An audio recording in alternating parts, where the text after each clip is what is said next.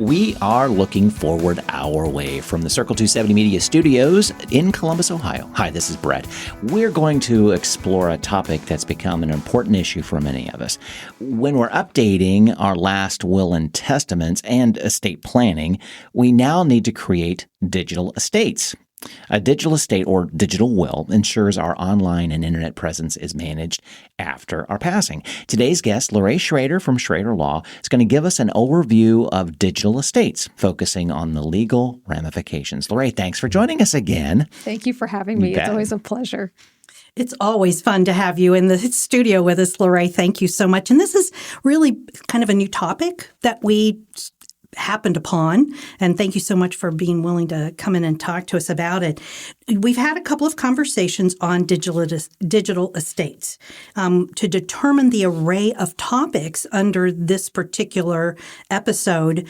But what I realized in this issue is going to continue to spiral and grow. It's not going to go away by any stretch of the imagination. Just as all of our passwords have multiplied over the years, our accounts have flourished. But before we delve into that topic, let's give our audience an overview of your background, your law practice, and how this topic became apparent to you. Hi, I'm Larae Schraeder, as you mentioned, founder of Schraeder Law.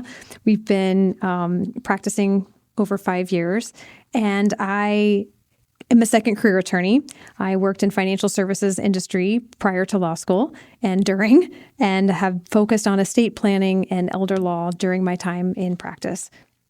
I have an office in Upper Arlington, and I see families of all ages, right? Young people heading off to college, young people planning for their first child, and those who are even more focused on planning for end of life because what they've experienced with their own family, their parents, and what they've seen go right and wrong. So our goal is to bring peace of mind to all of those. So we're going to dive into what this digital estate means. It can be simply an email account or, something on Facebook, or it can be dozens of accounts, extensive hardware, multiple online buying programs, websites, even IP, intellectual property. Can you first give us an overview of what a digital estate is and why it's important for each of us to ensure that those accounts are managed correctly after we pass? Sure. It's really a collection of the information needed to maintain someone's digital affairs.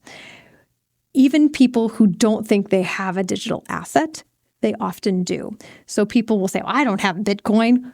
Well, you don't need Bitcoin to have a digital asset. Do you have a phone? Is there a PIN? Do you have photos in the cloud or on that phone? You have digital things even if you don't think you do. And it is possible. A few of our clients don't have a phone. They don't have a 4-digit password to unlock their phone. But they might have someone in their life that would be willing to set up a profile or to help them transfer money or needs to do things. And so making sure that that power is in place while someone is still living is important because we have digital assets while we're alive that need a plan, and we have digital assets that also need a plan once we're gone. And so part of that estate is the collection of information in order to do it. I differentiate a digital estate from something that would be tangible. Tangible personal property is governed by a certain set of laws in Ohio. I say that it's the stuff that would fall out of the house if you were to pick it upside down and shake it. So that's where I really categorize the hardware, the equipment, the iPad, just to be more specific, the phone, the laptop. But it's all of those other things that are just exist, like the passwords, like the PIN numbers, that I would consider needing a separate plan. Again, while someone is alive and when they're gone. And making sure that we have a plan in place would include things like who is allowed to access the account and when. Yeah, it really makes you think about what you do put a password and username to. If it just, like you said, the PIN on your phone. I mean, if no one else knows it, especially if you're used to a face recognition, and you don't do that 4-digit or 7-digit, whatever it is now on a phone, you don't realize when I pass, somebody can't get into this phone. They literally can't get into it to access phone numbers that may be vital. That's right. Because you don't have the phone book anymore, or that sort of thing. Yeah. To even be able to call for emergency contacts, for notification. Yeah. What's really at at risk here is that things fall through the cracks. So the most important thing is first to start listing everything, because you don't really realize how much stuff you have. How many things have you signed into, or apps that you've created, and you created a PIN number or a password to it, and you've forgotten. So really, the first thing we have to do is to get a handle on that digital range of stuff that we have. Listing every account, the programs. And I'm including pieces of equipment just because it could be something just on your iPad, not on your CPU. But since so much of our financial accounts are also online, do we include those? And are there so many accounts that maybe some type of automatic payment system or reward system is out there? How many times do you have travel accounts or other things that are going on? You don't really think about them as being part of your digital array. Your portfolio. You're right. I absolutely agree with you, Carol. The first place to start is an inventory and to add to it and to maintain it. Those would be some key pieces of advice, to know all of the places where you have given information that someone is going to need to follow along behind you to close it down someday. Mm-hmm. I've seen problems where, people's accounts have been hacked. Someone's continuing to buy on their Amazon account. They're no longer here. It's a problem. And it's also hard for their surviving spouse. Every time something comes in the mail, suggesting that their spouse, has committed fraud when their spouse has been long gone. So making sure that we know, we should close down the Amazon Prime account, whether or not there's a credit card, at Amazon or any other place, you want to know these are the places to close it down. Even your public library, right? You have a library card. You have numbers everywhere.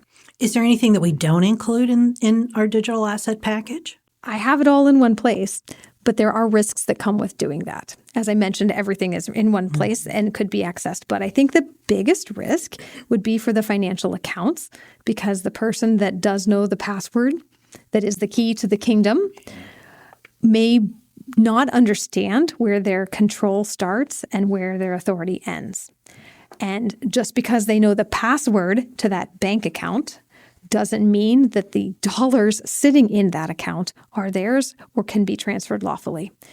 And it becomes even more important after someone has passed away, because a simple transfer out of that account is actually a violation of law. Like, those funds they're not legally entitled to those funds. They may be trying to avoid probate or avoid the very specific order that the law has established about who is entitled to those funds, right? There may be a beneficiary that would be shortchanged. There may be the IRS that's standing in line higher than a beneficiary may be for certain when a pecking order comes up, if there are assets and debts. And I think that it puts someone in a really awkward position to have everything. And so again, I go back to, if I were going to leave a list for someone, it would necessarily include the passwords to those financial accounts. It's going to leave the breadcrumb for me to tell them I have an account at this bank or this credit union, but not necessarily, I think it's fine for you to go transfer the money if something were to happen to me. Yeah, luckily most of those financial institutions typically have like a two-step verification. So Yes. at least you kind of have a quasi backup that they probably can't get in that easily. From what I, trying to log into my accounts going, okay, two-step. And we all think it's a pain in the butt. It's like, come on, you know me. But in that scenario, you kind of think, test two-step verification. Well, okay, that's good, to protect your assets, after you've gone, yeah. You described a scenario for your practice. So I'm home doing this and I'm all by myself. It sounds like it might be better for me to look at my digital issues Amazon account and which is connected to a credit card, but an Amazon and the library as opposed to my checking savings, and really look at those as two different piles. Yes. Okay. Absolutely. Because I think you would want to give someone a different level of authority. I would want them to be able to shut down my library account. But I wouldn't necessarily want them to transfer the money out of the bank account, so it would be zeroed out and essentially zeroed and closed, right? Even without going into the bank, someone might feel that they've closed it out and done what they need to or should do, right, on your behalf, and it's actually creating a personal liability for them. And so by even giving them that information to be, it suggests that it's okay for them to use. And so I think there are things where I would really want my family members to have my Ancestry.com password because of all the work that I've saved in the cloud. That feels very different than saying, here's the keys to, my bank account that I have a beneficiary, set up to receive. And I think that it should go to them and only them. But to know that that is an institution where a death certificate needs to show up so that the bank account does find its way to that beneficiary, I think that's a different level of walling off that we need to do with our accounts. It sounds like the one true step that everyone needs to take is to not make any assumptions and really be guided by someone who understands the bigger picture. Yes. So the process is not necessarily a legal process. It's like creating a trust or a last will and testament. But as we create this digital list of accounts, an individual needs to designate an executor who will manage those accounts. What does Ohio law provide in guidance and parameters in this process? I would, again, call a digital executor an executor of sorts. Okay. Generally, an executor that is officially appointed by the court to be in charge of assets would have the power of the court to walk into an institution and reset PINs and passwords and take control of those assets so that they can be put into then the estate account. So just calling someone your digital executor doesn't empower them, and giving them your password doesn't empower them and give them the authority to do it, though they may feel they have authority. Most formal legal processes that exist for your other property, real estate or tangible property, can be written broadly enough to cover those digital affairs. Okay. So I hereby give my executor the power to sell my real estate, the power to distribute my, any cash that I have in my estate, bank account, what have you, refunds from other people, and I give them the authority to handle my digital affairs. Okay. Simple as that then. Well, as simple as it can be. Let's put it that way. Okay. But then that person has a legal duty as a fiduciary, and they have court oversight. And so I find that would be the safest approach for handling, especially the financial accounts. We've already discussed that notion that just because you know the password doesn't give you really any rights or authority, whether it's a relative, even a spouse, friends. They really need to understand the complications of what is happening. And you have had this situation come up recently. That's sort of how we got this conversation going about this particular topic. Let's discuss those parameters that you feel individuals should really follow before proceeding to manage accounts of those who have passed. Again, if there's any money or something that can be turned into money. So what I mean by that is Amazon reward points, right? As an example, they can be converted to cash.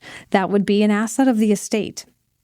And so even going in and liquidating frequent flyer miles, again, those are the sorts of things that are worth something of value. And someone needs to, be aware that they're creating personal liability, because even a spouse may not be the first person in line for those funds. Ohio has a very rigid order of who is to be paid back if there are assets in the estate, or who is to be paid, not just paid back, but the person who has funded the funeral bill. They're in line ahead of any other person, even a spouse, right? We're going to make sure that people get buried. Sometimes the spouse doesn't have the funds to advance for that. So we're going to make sure that IRS gets paid. We're going to make sure that Medicaid estate recovery gets paid if that's at issue. A spouse has a certain place in that line, and we want to make sure we don't do something that accelerates or changes that, because again, the person who's making that transfer can. And the bank records will show the truth, right? It's very clear the moment of death, and it's very clear what time someone logged on. It's also very clear when a transfer was made, and so you can't really pretend that, I didn't know she died last week. I just realized that it was stuck in her name when the bank teller wouldn't let me have the account, so I went home and logged on, right? So there's an audit trail now that I think people should be aware of as well, that it's harder to hide. So once an individual has developed that list and there's more information the executor would need. I mean, just because someone knows the password to my Facebook account, they may not know what I want them to do with that account. I may want everything deleted. But I have photos that could be sent to my family, and I have travel rewards, like you mentioned, that may be passed on to another. After creating a list of individual accounts and passwords, how can we leave directions for continuation or deletion of each of those accounts? So we can formalize it as part of our last will and testament. You can give specific instructions and say the executor is to do this with this account, this with this account. Very few people go to that level of detail in such a formal way. But it is also possible to leave a memo of instruction and say, hey, my executor's supposed to do this with my pets, right? This is the list of friends who have spoken up to say they'll take care of, my dog. This is, how I would like for you to honor my digital wishes. This is how I'd like for you to handle the details in my Christmas collection or whatever you have. I have left some specific instructions related to my family history and my research because I take it very seriously, and it may not be the person in charge of all the financial accounts. They may need to outsource a little bit of that. And so the more that we give them instructions on what to do, the better. Okay, Larae, we've been sitting here joking with Brett. I'm on the podcast with Brett. Okay, I need to tell him the only digital asset that I have that he's going to have to deal with is this podcast program. I don't want it deleted because I don't think he'd want it deleted. But I may just say, okay, Brett, you need to rename it when I'm gone. I mean, that's an ask. That's an ask. That's an ask. Are you asking formally right now? No. Okay. No, I haven't decided. You haven't but decided. I would recommend that be in some sort of contract because your will isn't going to make it so. Right. Well, True. exactly. Yeah. My will doesn't even talk about this. I mean, when you think about our podcast is not really an asset per se, although it is kind of an asset of your company. Right. Well, and you bring up a good point, though. Okay, let's look at this because you may have commercial adventures or certain things that you like. Let's say you have a hobby and you have a Facebook page with 3 or 4 other people. What do you do with that? I think that's a really good question. Okay, do you want to still be part of that Facebook hobby group, or that you are administrator for? There's a lot of things that you don't think about. It's like, well, I don't make any money on it, but you're gone. Right. What do you want your other group members to do for you, with you, when you've passed in that Facebook group, your hobby Facebook group, that your underwater weaving group, that sort of thing. Underwater weaving. It's been a really long day. But I think that's a legitimate thing. I think it's important to identify who you're going to trust and make sure they have the access to do it. So if you were to say to someone, I need you to get into my laptop and delete my search history, right? They need to know what you've expected of them, but then you would need to leave them access. But again, that laptop may not be available to them. Right. And it is certainly not. And so I think, a memo of instruction saying this would be my request, would you please honor it, right, is about as far as you can get in many circumstances. Well, true. Short of a contract that would be enforceable. But then if you're dead, again, your estate would have to enforce that contract. Right. And I'm sure they've got a lot of other things they've got to take care of, maybe down the list. Maybe. I really, this is kind of interesting. In my particular situation, I'm not married and I don't have kids, and I have no siblings. So my cousins play a really big role in my world and in what happens when I pass. They don't know Brett. They don't, they know I do the podcast program. They even listen to the podcast. Some of them better be listening to the podcast. But I need to let them know, okay, anything to do with the podcast, offer to Brett. Right. Yeah. There's no money. Just to be clear. No money. We've established that. No money involved. But I would not have thought about that. Yeah. No, that makes sense. Good that makes sense. point. Yeah. Okay. See? Okay. My brain is still working on a Friday afternoon. Yeah. Okay. So in all these conversations, you need to find somebody who can be your quote unquote digital executor. Does the individual have to be tech savvy? Does it have to be a relative? Most importantly, how can I ensure that this individual is really going to take care of my accounts because it's not covered by law? What do you suggest to folks? I think someone you trust. And I think, again, to maintain that that list of people that you would say, hey, I would love for you to take control of this asset and make sure that things are handled appropriately for this account or that account. Facebook, LinkedIn, right? All of the other ones where you would maybe want to direct that. Not everyone stays healthy, right? They might have a health crisis of their own. So just because you've nominated someone and left instructions to them, things may change. And so this is probably even more important in a fast-changing world, that we keep this person up to date on what they can find and where and what your wishes are. Right. Okay. So have you run across common mistakes that clients have been making, or maybe you turn that into best practices? I don't know, that you kind of go, whoa, don't do that. Or maybe just in the choice of the executor. I think you kind of covered that, but at the same time, maybe it's that digging deep in your mind going, how to make that choice. Maybe you get 3 or 4 people on that list that, yeah, all 3 of those are tech savvy, but I don't like how, that I don't know. They're maybe, again, is it best practices or just learn from these mistakes? I think tech savvy would be an important consideration in picking someone for this. I really do. The other thing I would say is we have counseled people who have already transferred money out of someone's account who has passed away, and people who are tempted to do so. And I think that, again, given the way it creates personal liability for them, that would be a common mistake that I would say they could tend to avoid if anyone is tempted and thinks it's really easy. And, like I said, there's an audit trail. There's not likely that you can just get away with it when it comes to the dollars behind the passwords. And I would think that just because they are tech savvy doesn't mean they want to do it too. I mean, it's a lot of work. When I look at my list of passwords, oh my gosh, they just go on and on and on. Who wants to deal with that? Yeah, and then you have that, okay, you're allowing this person to delete those social media accounts. How weird is that you delete someone's life from Facebook? Right. If you think about it. It is. It's kind of sobering. That's right. Mm-hmm. And you also need to, weigh carefully who you pick because of that, right? So I have a legacy contact set up for Facebook. I have a legacy contact set up for my Apple ID, and I would encourage others to consider it. It's part of the settings. And now the functionality exists for some of the larger platforms. It's within a family checklist for Apple, right beside emergency contacts, location sharing, that you can pick someone to receive your Apple ID password. And for Facebook, there's a memorialization setting where you can, again, choose a legacy contact.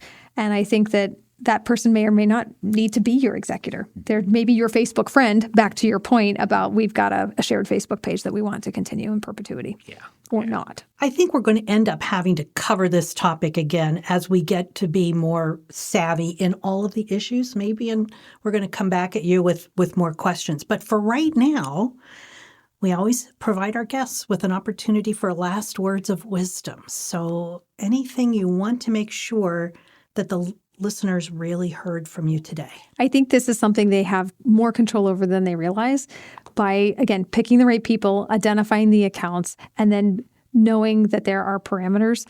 So again, they may not have to leave passwords, and they might not want to put someone in that awkward position, but they also don't need someone going from bank to bank to bank to see if there was an account there. We've had people need to do that too. So think about, the people that are catching the ball on the other end and how you can influence that for them. So it's not just getting rid of all the paper and the files in your basement, right? That's right. There's a whole lot of stuff in the cloud that you want to think about too. Yeah, Wonderful. Exactly. Well, Wonderful. Many thanks to Larae Schraeder for joining us today. Listeners, thank you for joining us. Don't forget to check out our show notes on the website for contact information and the resources we've discussed today. You can find all of this information at lookingforwardourway.com. And we're looking forward to hearing your feedback on this or any of our podcast episodes.